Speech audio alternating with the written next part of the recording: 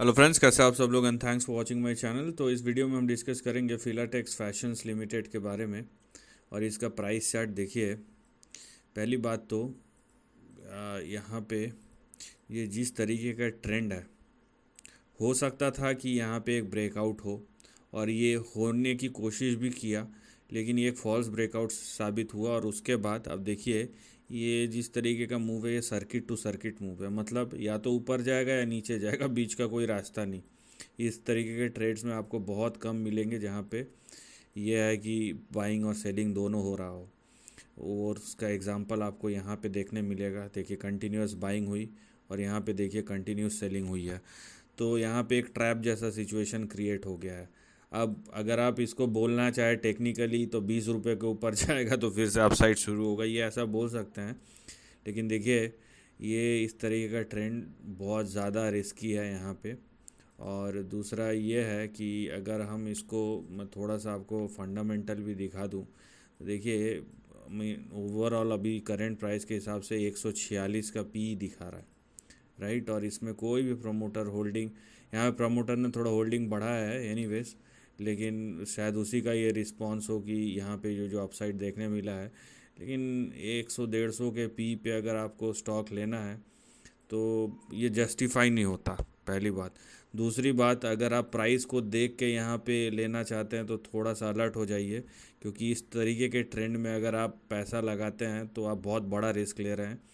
क्योंकि अगर आपको इसमें चलिए इंटरेस्ट भी है तो, या आपको ये कंपनी पसंद भी है किसी तरीके से, आपका कोई रिसर्च होगा, तो कम से कम प्राइस को स्टेबलाइज होने दीजिए।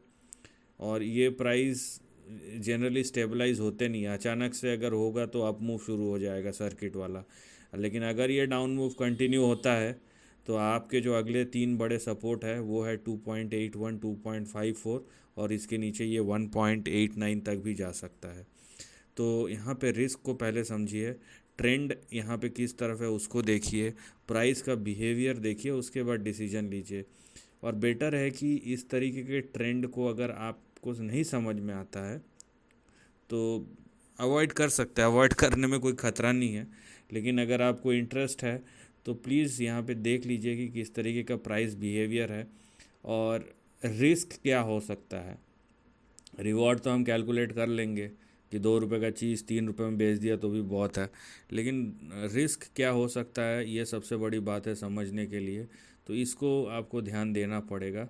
So please understand the risk, उसके बाद आपको जैसा जो करना है आप कर सकते हैं।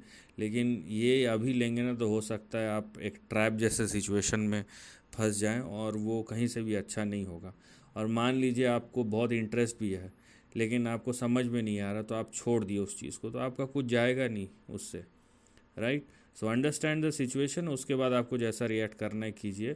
टेक्निकली अगर इसका अपसाइड शुरू होना है तो ये 20 रुपये 70 पैसे 21 रुपये के बाद ही होगा। लेकिन वो अपसाइड होगा या नहीं होगा, होगा तो सस्टेन करेगा कि नहीं, आप बाई कर सकेंगे कि नहीं, बाई कर लिया तो सेल कर सकेंगे कि नहीं, ये बहुत सारे क्वेश्चंस उठते हैं।